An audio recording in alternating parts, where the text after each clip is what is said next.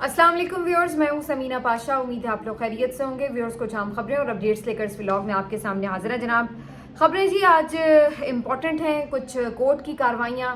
ना चाहते हुए भी बतानी पड़ती हैं क्योंकि कुछ खबरें आ जाती हैं, उसके मुताबिक ही आपके साथ डिस्कशन होती है। उसके साथ आज एक अहम फैसला आया है जजेस ट्रांसफ़र केस का। मखसूस नशिस्तों के केस की भी समाअत हुई है, उसमें कुछ दिलचस्प बातें हुई हैं जो आपके साथ मैं शेयर करना चाहती हूँ। इसके अलावा जी ईरान ने एक और बड़ा हमला किया इसराइल के ऊपर, क्या नुकसानात हुए हैं वो आपको बताएंगे। और इमरान खान साहब की ज़मानतों के केस, सनम जावेद का भी केस था, उसका क्या हुआ, और आसिम मुनीर साहब के एक जुमले की भी बड़ी बाज़गश्त है। इन तमाम चीज़ों के ऊपर आज गुफ्तगू होगी। आपसे रिक्वेस्ट है कि चैनल को सब्सक्राइब कर लें अगर अभी तक सब्सक्राइब नहीं किया। तो बात का आगाज़ करते हैं जी कोर्ट कार्रवाइयों से। सबसे पहले जी कोर्ट की बड़ी खबर जो आज आई है वो सुप्रीम कोर्ट से आई है, आईनी बेंच से आई है। 5 रुकनी आईनी बेंच जो बनाया गया था उसने जजेस ट्रांसफ़र केस की समाअत की और इस केस की समाअत मुकम्मल हुई आज ही के रोज़। और आज ही के रोज़ ये कहा गया था कि शॉर्ट ऑर्डर पे फैसला सुना दिया जाएगा। तो अब ये जी फैसला सुना दिया गया है और इस आईनी बेंच से आप बिल्कुल ये तवक्को ना रखें कि कोई भी फैसला हुकूमत के ख़िलाफ़, ताकतवरों की मर्जी के खिलाफ आ सकता है। तो इन्होंने इसमें जो है वो भरपूर मुआवनत करनी है। ये 26वीं तरमीम हुई इसलिए, ये आईनी बेंच बना इसलिए, ये जुडिशल कमीशन बना इसलिए, ये सब किया ही इसलिए गया था कि ये तमाम के तमाम फैसले जो हैं वो कंट्रोल हो सकें। पहले दौर में ये हुआ करता था, पहले भी अदालतें बहुत दफ़ा इस्टेब्लिशमेंट के हाथों इस्तेमाल भी हुई और उनके आप कह सकते हैं मातहत उन्होंने बहुत से फैसले भी किए, लेकिन तब थोड़ी फ़िक्र हुआ करती थी कि जी हम पे कोई जानिबदारी का इल्ज़ाम ना लगे, दबाव का इल्ज़ाम ना लगे, ये ना लगे कि हम कोई पीसीओ जज हैं, कोई टाउट हलफ हमने उठाए हुए हैं। तो वो क्या किया करती थी कि कुछ होता था तो कम से कम जो समाअत होती थी उसमें दोनों तरफ के आर्ग्यूमेंट्स हो रहे होते थे। कुछ अच्छे रिमार्क्स आते थे, कुछ बुरे रिमार्क्स आते थे। फिर ये भी होता था कि कोई अगर 4 फैसले एक पार्टी की हिमायत के आए हैं तो कोई एक आधा पार्टी की दूसरी की भी हिमायत का आ जाता था, जिससे ये तासुर देने की कोशिश की जाती थी कि जी अदलिया तो गैर जानिबदार है, अदलिया तो बिल्कुल आइन और कानून के मुताबिक फ़ैसले करती है, तभी तो फैसलों में आपको तवाज़ुन नज़र आता है। लेकिन माशाल्लाह क्या कहिए इस रजीम के कि इन्होंने इस दफ़ा ये तकल्लुफ़ भी ख़त्म कर दिया है और इन्होंने ये 26वीं तरमीम करके और उसके बाद जुडिशल कमीशन बना के और उसके बाद जो आईनी बेंच बनाया उसमें जो हीरे चुन चुन के जड़े गए, इन तमाम लोगों ने मिलकर ये तरद्दुद, ये तकल्लुफ़ भी करना छोड़ दिया कि कोई एक ही फैसला कभी आइन और कानून के मुताबिक कर दें ताकि कम से कम कोई तो कह सके कि नहीं जी ये जानिबदार नहीं है। देखिए इन्होंने अगर 4 फैसले हुकूमत के हक़ में किए तो एक फ़ैसला हुकूमत के ख़िलाफ़ भी आया है, लेकिन नहीं, इनको इस बात की कोई परवाह नहीं कि कोई इन्हें टाउट कह रहा है, कोई इनको पीसीओ जज कहता है या कोई इनको गैर आइनी जज कहता है, कोई इनको मफाद परस्त जज कहता है, कोई इनको गालियां देता है, कुछ भी कहता है, इनको इस बात की कोई परवाह नहीं है। ये जिस मकसद के लिए बैठे हुए हैं ये अपना काम कर रहे हैं। और अब जो है आज जजेस ट्रांसफ़र केस में भी इन्होंने बिल्कुल ऐन तवक्को के मुताबिक जो है वो फ़ैसला दिया। 3-2 के रेशो से ये फ़ैसला आया है और इसमें ये करार दिया गया है कि जी इस्लामाबाद हाई कोर्ट में लाहौर हाई कोर्ट से जो जज चुन चुन के ला के यहाँ बिठाए गए थे वो बिल्कुल सही फ़ैसला था, वो आईनी जज थे। और उन्होंने ये भी कहा कि ये जो आईनी तरीक़ाकार है इसके ऊपर जो जजेस आए हैं उनको वापस भी नहीं भेजा जाएगा। और जहाँ तक इनकी सीनियरिटी का ताल्लुक है, क्योंकि सवाल यहाँ पर इस केस में ये भी था कि क्या ये इतने सीनियर हैं कि इनको चीफ जस्टिस लगा दिया जाए, जैसे कि सरफराज डोगर साहब जो कि अदरवाइज लाहौर हाई कोर्ट में 16वें नंबर के जज थे, जब उनको इस्लामाबाद हाई कोर्ट लाया गया तो उनको पहले नंबर का जज बना के और उनको चीफ जस्टिस भी लगा दिया गया। तो इस पे भी सवाल था कि जनाब इससे तो बाकी जजेस जो इस्लामाबाद हाई कोर्ट में बैठे हुए हैं वो पहले सीनियर थे, उनको उनकी सीनियरिटी मुतासर कर दी गई है, तो ये कैसे हो सकता है। अगर आप ले ही आए हैं तो वो उनकी नए सिरे से एक हलफ बर्दारी की तकरीब भी होगी और वो फिर बिल्कुल जूनियर जज होंगे नई कोर्ट में। लेकिन इस बात को भी नहीं माना गया और ये कहा गया कि इस मामले का फैसला जो है वो सदर साहब कर लेंगे, सदर जरदारी कर लेंगे। तो अब आप अंदाज़ा लगा लीजिए कि सदर जरदारी ने क्या फ़ैसला करना है। तो बेसिकली ये जो सारा मामला है सीनियरिटी वाला, इसको वापस सदर जरदारी के पास भेज दिया गया है। वो ज़ाहिर है जो एक तयशुदा इस वक्त रजीम का फैसला है उसके मुताबिक इस तमाम चीज़ को ऐसे ही सॉर्ट आउट करेंगे कि नहीं जी इनकी सीनियरिटी पे कोई फ़र्क नहीं पड़ा اور جناب جو یہ نئے جج آئے ہیں یہ بالکل وہیں سے فرسٹ نمبر کے جج بنائے گئے ہیں اور یہی مستقل چیف جسٹس بھی بنائے جائیں گے. تو یہ جناب اب مسئلہ جو ایک تھا بیچ میں آ رہا کہ جی یہ جو جج ہیں آئین پسند جج ہیں یہ بڑا تنگ کرتے ہیں، تو ان کو کھڈے لائن اس طریقے سے لگایا گیا تھا. تو ان میں جناب جسٹس بابر ستار صاحب ہیں، محسن اختر کیانی صاحب ہیں، جسٹس سمن رفت صاحبہ ہیں، اس کے علاوہ جسٹس ارباب صاحب ہیں، اسحاق صاحب ہیں. یہ تمام ججز ہیں. طارق محمود جہانگیری صاحب بھی شاید اس میں شامل تھے یا نہیں میرا خیال ہے ان 5 ججز میں یہ شامل نہیں تھے، لیکن بہرحال ویسے ان سے بھی پرابلم تو ہے. تو کہنے کا مقصد یہ ہے کہ یہ جو 5-6 ججز ہیں اب ان کے پاس کوئی اہم کیس جو نئے چیف جسٹس آئے ہیں وہ لگاتے ہی نہیں ہیں، بھیجا ہی نہیں جاتا، اور ان کو بالکل جو غیر اہم کیسز ہیں وہ دے کر انہیں ایک سائڈ پہ لگا دیا گیا ہے. تو انہوں نے جب یہ سینیورٹی معاملہ چیلنج کیا تو اس کے اوپر یہ سماعتیں ہوئیں اور اب فیصلہ جو ہے سامنے آ چکا ہے. اس فیصلے میں جو ایک اہم بات ہے وہ 2 ججز کا اختلافی نوٹ ہے. 2 ججز نعیم اختر افغان صاحب اور جسٹس شکیل احمد صاحب، انہوں نے ایک اس میں اختلافی نوٹ لکھا ہے اور اس میں انہوں نے ٹھیک ٹھاک غصہ کا اظہار کیا اور کہا کہ پہلی بات تو یہ کہ یہ جو ٹرانسفر ہے یہ بدنیتی نظر آتی ہے حکومت کی. دوسرا انہوں نے کہا کہ یہ آئین کے مطابق بھی نہیں ہے، یہ غیر آئینی ہے. اور تیسرا انہوں نے اس میں جو ISI کی مبینہ مداخلت ہے اس کے اوپر بھی کافی غصہ کیا اور کہا کہ ISI کا بھی ذکر ہوا کہ جی انہوں نے مداخلت کی ہے ان معاملات میں، تو ان کا تو کوئی لینا دینا ہی نہیں ہے، ان کا کوئی تعلق ہی نہیں ہے عدلیہ کے معاملات سے، ٹرانسفر سے یا کسی بھی چیز سے. تو ساتھ ہی انہوں نے ISI کے لیے اشعار بھی لکھے کہ کیسا پردہ ہے کہ چلمن سے چھپے بیٹھے ہیں، لگے بیٹھے ہیں، صاف چھپتے بھی نہیں اور سامنے آتے بھی نہیں. اور یہ بھی کہا کہ نہ خنجر پہ کوئی دامن پہ کوئی چھین، نہ خنجر پہ کوئی داغ، تم قتل کرو ہو کہ کرامات کرو ہو. تو یہ دونوں انہوں نے جو شعر ہیں یا ISI کے اوپر جو انہوں نے پیراگراف لکھا ہے اس کے نیچے لکھے ہوئے ہیں. تو بہرحال انہوں نے یہ باتیں لکھی ہیں، لیکن بہرحال چونکہ یہ ایک اختلافی نوٹ اقلیتی نوٹ ہے تو اس لیے اصل بات تو اس فیصلے کی ہے جو سنا دیا گیا ہے. مجھے ویسے پھر بھی حیرت ہوئی جسٹس نعیم اختر افغان کے اس اختلافی نوٹ پہ، کیونکہ یہ وہی صاحب ہیں جو کہ آپ کہہ سکتے ہیں قاضی فائز عیسیٰ کے بڑے قریب سمجھے جاتے تھے. قاضی فائز عیسیٰ عام طور پہ جو 3 رکنی بینچ بنایا کرتے تھے جس میں انہوں نے بہت سارے یہ فیصلے PTI کے خلاف کیے ہیں، ان میں ایک طرف اگر جسٹس مسرت ہلالی صاحبہ ہوتی تھی تو دوسری طرف یہی نعیم اختر افغان صاحب ہوتے تھے. اب پتہ نہیں انہوں نے ایسا کیا اچانک سے کچھ کھایا ہے کہ یہ کا تھوڑا مزاج ہے بدلا لگ رہا ہے، لیکن بہرحال انہوں نے یہ باتیں اس میں لکھی ہیں. دوسری طرف آج جی مخصوص نشستوں کے کیس کی بھی سماعت ہوئی اور مخصوص نشستوں کے کیس میں سلمان اکرم راجہ صاحب نے بھی آج دلائل جاری رکھے. اس میں یہ باتیں دوبارہ سے سامنے آئی ہیں کہ اگر یہ مخصوص نشستیں PTI کو کسی ٹیکنیکل غلطی کی سزا دینے کے طور پر نہیں دی جا سکتی تو پھر ان مخصوص نشستوں کا کرنا کیا ہے. تو جسٹس امین الدین صاحب اس بات پہ بضد تھے کہ یہ مخصوص نشستیں پھر خالی تو نہیں رکھی جا سکتی. تو اس پہ سلمان اکرم راجہ صاحب نے کہا کہ آپ بالکل خالی نہیں رکھی جا سکتی. یہ جسٹس مظہر صاحب نے یہ لکھا تھا کہ یہ PTI کو دے دی جائیں کیونکہ یہ خالی نہیں رکھی جا سکتی. تو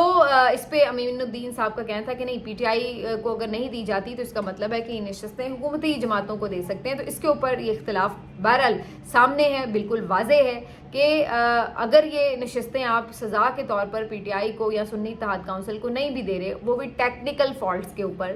تو اس کے بعد حالانکہ پتہ ان کو بھی ہے ججز کو کہ یہ نشستیں کن کی بنتی ہیں، کیونکہ وہ یہ مان رہے ہیں کہ PTI بہرحال ایک جماعت کے طور پر موجود تھی. تو اس کا مطلب ہے وہ یہ مان رہے ہیں کہ یہ نشستیں تو PTI کی ہیں، لیکن وہ یہ بات پہ بضد ہیں کہ جی ٹیکنیکل فالٹس کی وجہ سے وہ یہ نشستیں PTI کو نہیں دیں گے. چلیے اگر یہ ہم ایک for the sake of argument مان بھی لیں کہ جی ٹھیک ہے ٹیکنیکل سزا آپ دیں،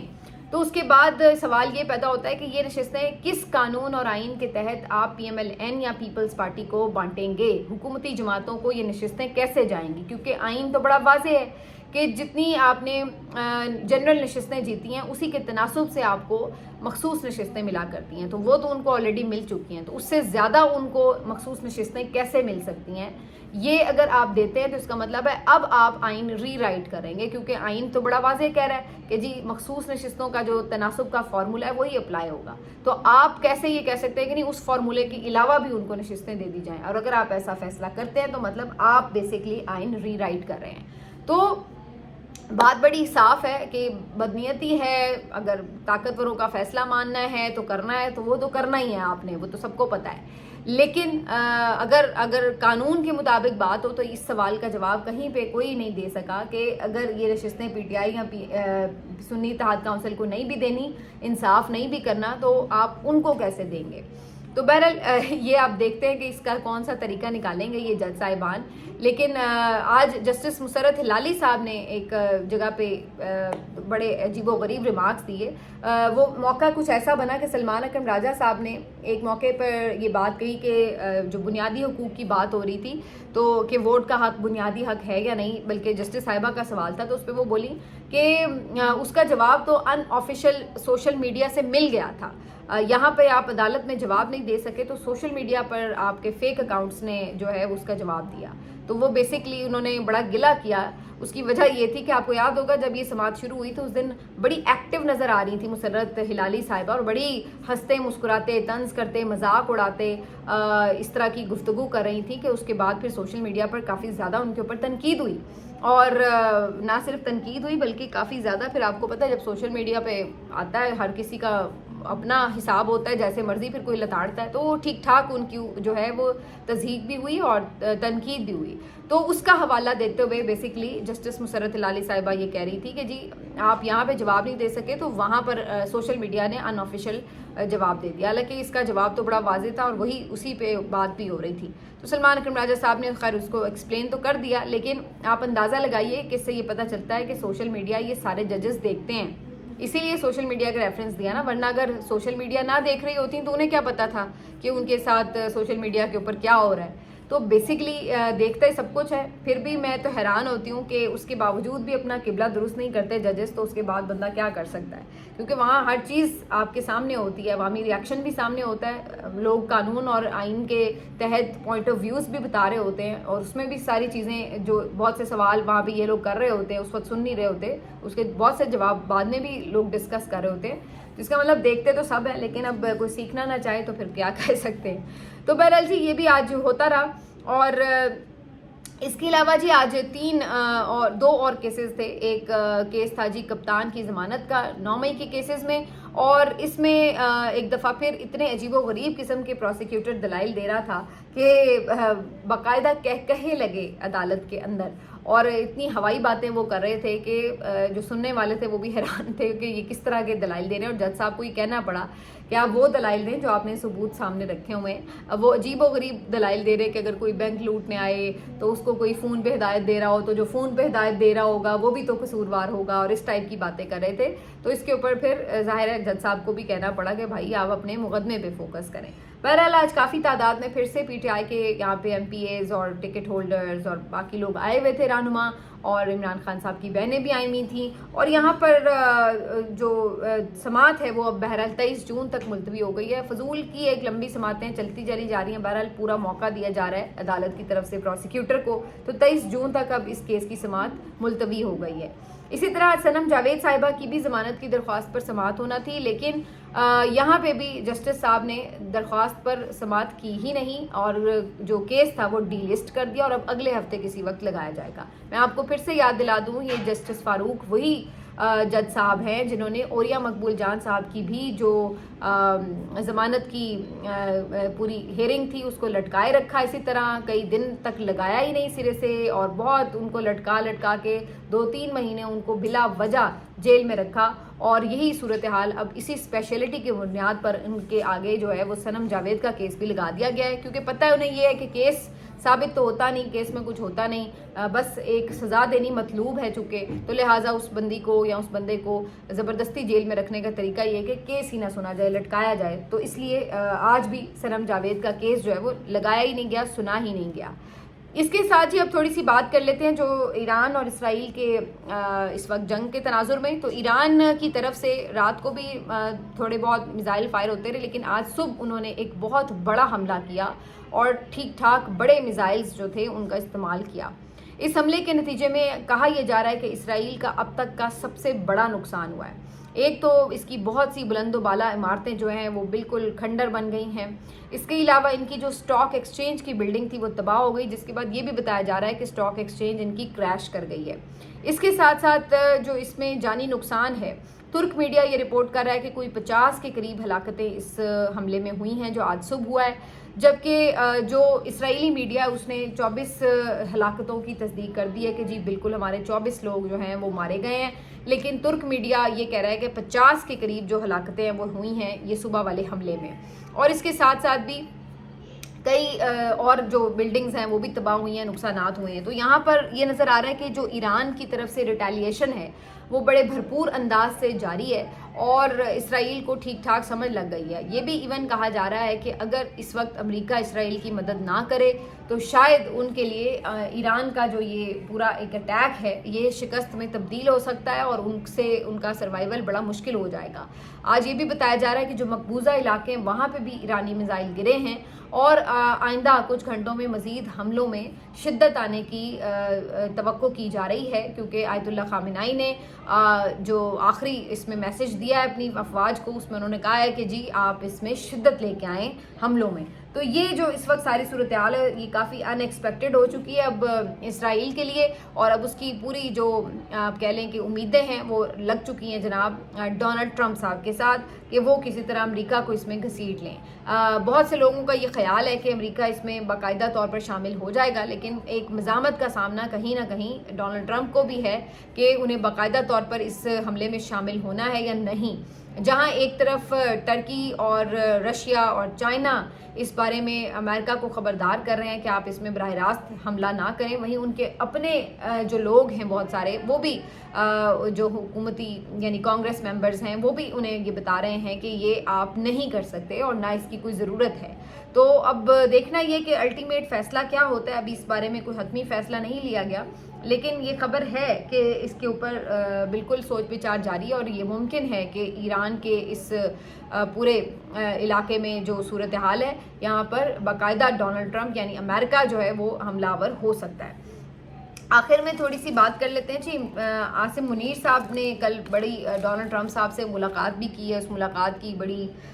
بازگشت بھی ہے، اور بہت سے پاکستان میں لوگ بڑی خوشیاں منا رہے ہیں اور کہہ رہے ہیں کہ جی بڑا زبردست کام ہو گیا ہے، لیکن ابھی تک بھی یہ نہیں پتا کہ ڈونلڈ ٹرمپ صاحب کے ساتھ جو ملاقات ہے اس میں کیا بہت زیادہ گفتگو ہوئی ہے۔ کچھ چیزیں تو میں نے آپ کو بتا دی تھی، آلموسٹ وہی چیزیں بعد میں رپورٹ ہوئی ہیں سیکیورٹی ذرائع سے بھی اور باقی جگہوں سے بھی، لیکن یہ ایک حیرت انگیز بات ہے کہ ڈونلڈ ٹرمپ نے اپنی گفتگو میں یہ بھی کہا کہ عاصم منیر صاحب جو ہیں وہ ان کے ساتھ اگری کیے ایران والے معاملے پر۔ اب وہ اگریمنٹ کیا ہے یہ بات ابھی تک پاکستانی آفیشلز کی طرف سے بتائی نہیں جا رہی کہ کیا انہوں نے ان کو دونوں کا کس بات پہ اتفاق ہوا ہے۔ تو یہ ایک کافی تشویش والی بات ہے کہ اس کے اوپر میرا خیال ہے کہ دفتر خارجہ کو کوئی کلیئرٹی سے بات کرنی چاہیے کہ پاکستان کا موقف ایران کے حوالے سے ہے کیا، کیونکہ ابھی ہم یہ دیکھ رہے ہیں کہ جو پارلیمنٹ کے کچھ لوگ ہیں اپنے طور پر ضرور مذمت بھی کر رہے ہیں، پی ٹی آئی نے بھی کی ہے، پی ٹی آئی کے لوگ بھی کر رہے ہیں، یعنی اپوزیشن اور عوام تو بالکل اس وقت نظر آ رہا ہے کہ ایران کے ساتھ کھڑے ہیں، لیکن حکومت پاکستان کا موقف کیا ہے اس کے اوپر میرا خیال ہے کلیئر میسج جو ہے وہ آنا ضروری ہے۔ اگر وہ آفیشیل سیکیورٹی ذرائع سے آتا ہے تو بھی ضروری ہے، کیونکہ اصل میں تو اب سب کو پتہ ہے کہ ظاہر ہے فیصلے تو وہیں سے ہو رہے ہیں، لیکن وہ ابھی جو چیز ہے وہ سامنے نہیں آئی۔ لیکن جو جملہ میں بتانا چاہ رہی تھی آپ کو، عاصم منیر صاحب کا رپورٹ ہوا ہے کہ جی انہوں نے جو اوورسیز پاکستانیوں سے وہاں پہ خطاب کیا اس میں انہوں نے یہ بات کی کہ وہ یہ سمجھتے ہیں کہ کوئی کتا بھی اگر وزیر اعظم بن جائے اور وہ کام کر رہا ہو پاکستان کے مفاد میں تو اس کو بھی سپورٹ کرنا چاہیے۔ اب ایگزیکٹلی ان کے ورڈز کیا ہیں مجھے نہیں پتا، لیکن یہ اس قسم کی کچھ بات جو ہے وہ انہوں نے کی ہے کہ ایون کوئی ڈاگ بھی پاکستان کے مفاد میں کام کر رہا ہو تو اس کا ساتھ دینا چاہیے، اس کو سپورٹ کرنا چاہیے۔ تو اب یہ ایک بڑی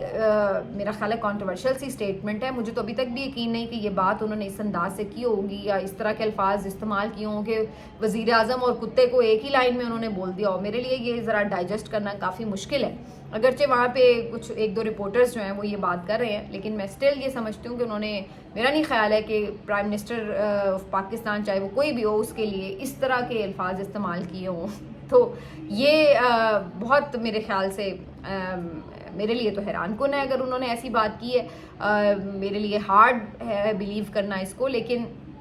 اس سے یہ ضرور اگر ایسی کوئی بات ہوئی ہے تو یہ یقینی طور پر میرا خیال ہے جو موجودہ سیاسی جماعتیں ایک دم چھلے کی طرح اسٹیبلشمنٹ کے ساتھ چپکی ہوئی ہیں اور ان کے پیچھے پیچھے چل رہی ہیں، جن کی اپنی تو کوئی سیلف رسپیکٹ اب رہ نہیں گئی ہے، جن کو عمران خان نے لیلا کہا تو بہت برا منایا جاتا ہے، لیکن اب اگر اس طرح کے الفاظ ان کے لیے استعمال ہونا شروع ہو گئے ہیں تو میرا خیال ہے ان کے لیے بھی سوچنے کا مقام ہے کہ وہ آج کدھر کھڑے ہیں. ملتے ہیں آپ سے اگلے ویلوگ میں. اپنا خیال رکھیے. اللہ حافظ.